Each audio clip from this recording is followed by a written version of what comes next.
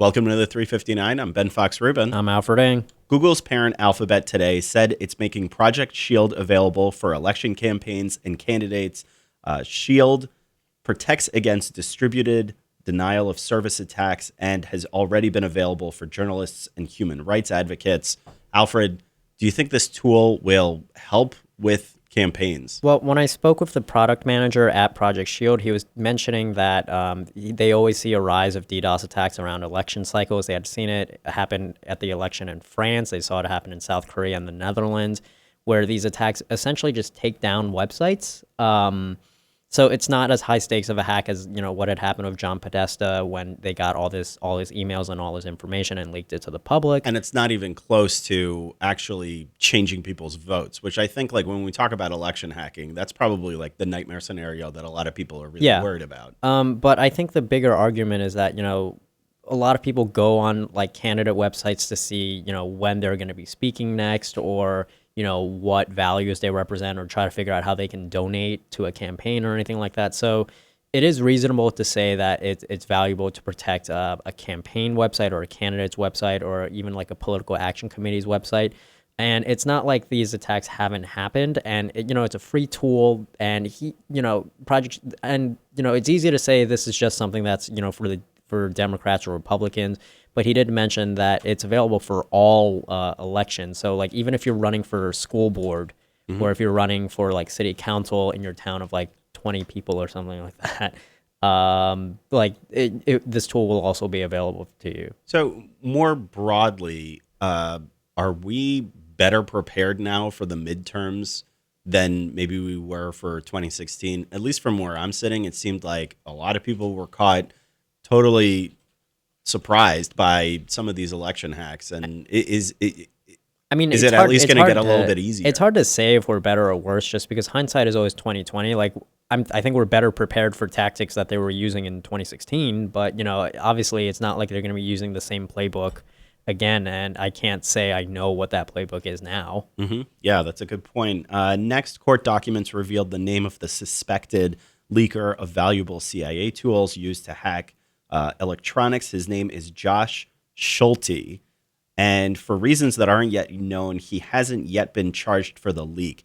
Alfred, how damaging was this hack? It happened last year. Sorry, this leak. It happened last year, and what exactly, like, how significant was this? So this leak last year showed off all the CIA hacking tools that they had. So one of them was, how they were able to use any Samsung smart TV and turn it into a listening device. Another one was, a lot of it was like IoT based, and how they were able to use that to like get your data or anything like that.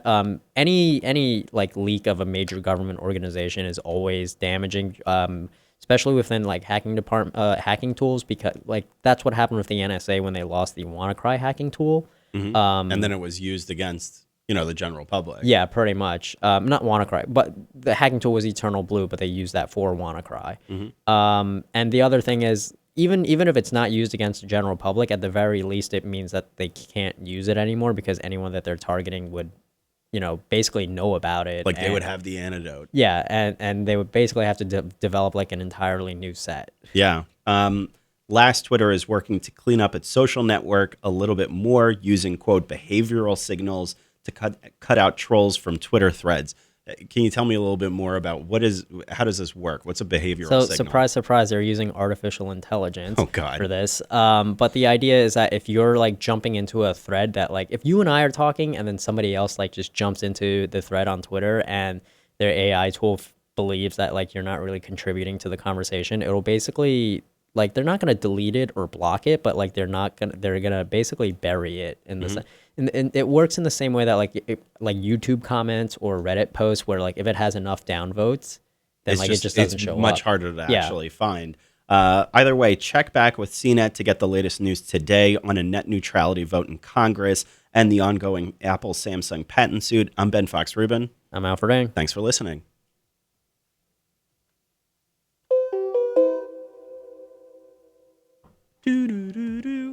Sorry, a little slow on the uptick there. It's okay. I was already trying to dig into the chat, which is what I'm going to do now. It's not even half as bad as when I forgot to say my name toward the end. So yeah. But anyways, about it. Thanks, everybody. Submit questions and comments now about the topics at hand. We'll try to expand on them further because 4 minutes is never enough. Until then, go ahead, guys. You can just talk amongst yourselves. Okay. I mean, is this even going back to the Twitter thing? I feel like they already rolled out some of this. I'd seen it already before, where you just click at the bottom of a tweet thread and it says show more tweets, and usually those tweets are, they tend to that be might be like, based on like your own Twitter settings though. Okay.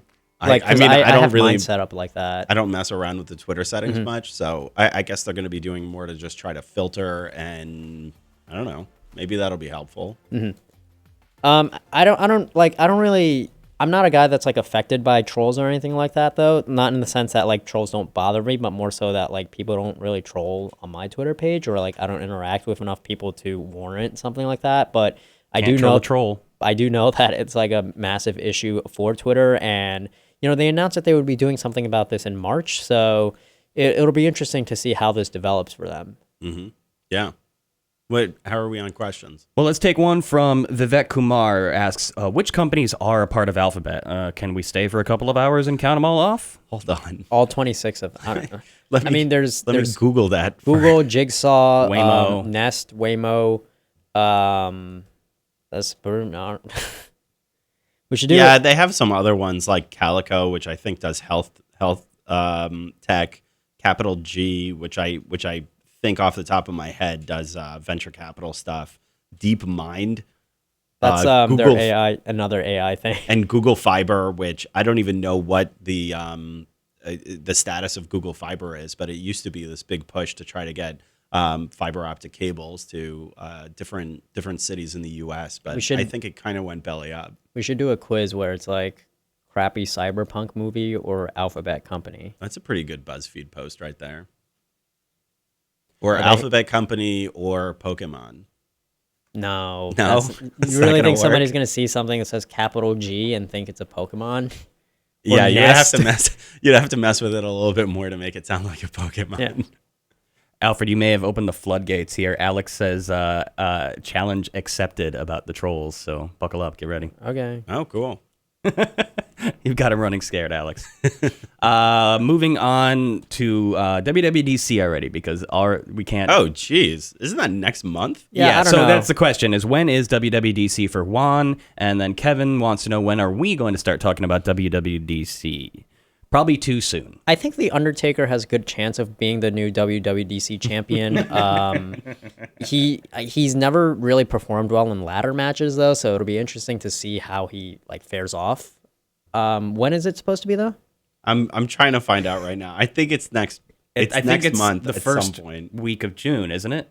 It's June 4th to the 8th. Yeah. So it's a little early for us to talk about it. It's about 2.5 weeks away, but we certainly expect a lot of announcements from Apple. I'm sure we'll start previewing it probably, like a week in advance. We could preview it we're already sort of previewing it. I think we even talked on the show previously about the idea that after Google I/O, Apple would hopefully focus a little bit more on Siri to try to get Siri to catch up a little bit more to Google Assistant and Amazon's Alexa, but there's no telling whether that's actually going to happen. WWDC, I don't know. What did they focus on last year? Mostly software. Yeah. So, and they did talk a little bit about a lot of their Siri, AR stuff, wasn't it?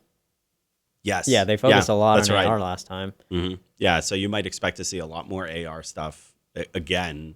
I mean, if they do a big focus on Siri, I'd be a little surprised, but they definitely do need to catch up a little bit in that area. They're really going to need to dump or get off the pot with Siri with all what Google's doing with their assistant and duplex these days. I mean, I don't think they're gonna. I don't think so necessarily either. I'm just stating what's obvious. People are buying HomePods, probably not in very big numbers. I mean, it's $350. You're not going to buy 16 of them for your house like you would an Echo Dot, but it's, I think they're probably selling as much as they wanted to because they put the price point pretty high there. Swinging back, we've got a lot of left fielders here today. Jerry W. says, how quickly we forget the Vault 7 scandal? Is your neighborly NSA doing all the moves? Yeah. I'm going to let you field this one. I mean, yeah, I think that's how the news cycle works. I'm pretty sure there was another scandal immediately after the Vault 7 hack had happened. Spoilers, everybody's terrible. Yeah, pretty much. I mean, it's how hard is it for the government to come up with new tools though? Like, did they spend years developing this stuff? And like, I mean, that's if I remember correctly, that was the big scaremongering or the big to do that they mentioned right afterwards, which was we can't use these tools anymore. It took us years to develop them. We understand if people are really like freaked out that we do this, but this is the work that we do to keep Americans protected. Yeah, I remember their defense was basically, we're not really gonna be that ashamed or anything like that for doing our jobs. Like part of it, like we stop like terrorists with like these hacking tools and all that sorts of stuff. I mean, yeah, it's that part of. I mean, I get the argument. Like part of it is their job to like hack other countries and like figure out intel any way that they can. So I don't have any reasoning for why this blew over so quickly, other than the fact that yeah, this was that's how the news cycle works. Yeah, especially these days. There's a fantastic conversation going on in the chat with Michael and APEC and everybody else, and I kind of want to just shut the show down and watch this unfold. It's far more entertaining. But Michael Brown Are they talking asks, about WWDC? they're talking about security issues. Sure. And on that note, Michael Brown asks, does Apple's privacy stance entice you more into buying an iPhone than a Pixel or Samsung phone? I know that is a really big selling point for a lot of security experts and like people like privacy folks, in the sense that like, yeah, they're not collecting all this data on you. But I would also make the argument that, if Google's data collection and Facebook's data collection isn't entirely based on hardware alone. Like if you're going to get an iPhone for the privacy purposes, but like use Gmail on it at the same time, it kind of doesn't Negates itself. Gmail Yeah. and Facebook for sure. Yeah. Yeah. Apple still hasn't come out with its own social network. So, Yes. and if they did, it would be subscription, $100 a month. So I'm not getting it. That'd be a really sad, boring chat room. That's not true. I would just go on that chat room and say, hello, fellow rich people. How's it going? From Alex Mitchell, I just started using LastPass. Is there a smart tool to help with most hacks? LastPass is, password managers are really useful. I mean, if you want to get the Chrome extension and the app for it, that's also... I'd say let's expand on his shopping list. If he's already subscribed into LastPass, you do pay for that, right? For a premium account? They have a, it's like tiered. So like there's like free versions of it too. There's if we're just talking about like password management, as far as like tools go, I mean, you can always take the extra step and get like a YubiKey, which is just basically like a small USB drive kind of thing that like works as a key for your password. Like you type in your password and it tells you to like put it in as well. Google has this whole like advanced protection program that you can register for it with that. What if you lose the key? I'm sure you can contact Google about okay. that. So it's not like losing Bitcoin where like it's just gone. I mean, data is money, man. Yeah. It's valuable. Shane Thomas has a philosophical question. If data is no longer private, Facebook, Google, Vault 7, NSA, Equifax, IRS, OPM, etc., should our data just become open source? No, I don't. That's a. I mean, I think that kind of follows the argument of like, if you don't have anything to hide, like just show it out there or anything like that. Like, I don't know. Wear Like a body camera at all times. Like my name's not private, but I don't go around everywhere with like a name tag. Like, hi, my name's Alfred Ng. I was born on this date, and like No, only YouTube vloggers do that. Yeah. You do it online though. I put my birth date on No, there. well, a lot of people put their birthdays on Facebook. That's my point though. But like that's like technically not private. But my point is like you don't walk around everywhere in real life with like, hey, I'm Ben Rubin. I was born on this date, and here's my social security number. Facebook, by the way, thinks I'm 118 years old. So I'd roll with that. yeah, I mean, they don't like check what your birthday is. No. I think I'm one of several people that do that, where you just put a fake birthday in. So is there like a black market where we trade each other's data online, like dark web stuff, where sure, there's monetary exchange to find more people's data to further exploit them? yes, I mean, absolutely, yeah, but I'm pretty sure it's like sold in bulk though. Like it's not exactly Like Costco for social security numbers? kind of, yeah, because like you're not gonna buy like one person's social security number on the dark web. Like cyber criminals that like buy this stuff are using it to like try to pull off scams. Of course, they're not looking for you. Yeah, Mm-hmm. They're looking for everybody. yeah. I mean that's like where like the money is. That's why like some of them can like come across like so cheap. There's a lot of headlines that are like, oh, your social security number can be sold for like $15. But it's like, yeah, but one social security number in a pack of like 500 or something like that. So like you're not paying $15 for like one social security number. That's not really how it works. Right. You And seem- the idea is that it's just like drive-bys where they get, well, that's with like spam and phishing and that kind of thing, is that you said that like they're pretty they seem pretty amateurish sometimes, because the idea is just to like hit as many people as possible. Yeah. Like and if it looks really professional, that's like, I mean, that's kind of what happened with John Podesta, and that was like that they've been calling that spear phishing now, where like they're specifically targeting like a single person. So what they had done for him was that they created a page that looked exactly like a Google like login page, down to the point where like they had his email address already like filled in, or that's why he thought that it was like his email page, because his email was already filled in there. And his login photo, like, you know how you have an avatar for Google, for like Gmail? So like his photo was already in place there. They set up the page that specifically to make it look like it was made, that was his page. Like, so that's like spear phishing now. So Pretty sneaky, sis. yeah, but like considering that though, how many of us are really that important that we would get hit with a spear phishing attack? Is this something that's actually like on the rise for, I don't know, John Q. Public? I mean, I don't know if like the average person would, but I'm like, if you're saying how many of us, I think as journalists, like you're probably much more liable to be a target than Right. I'm not thinking about it from us as in us in the room, more that like, you know, people in the general public. Yeah.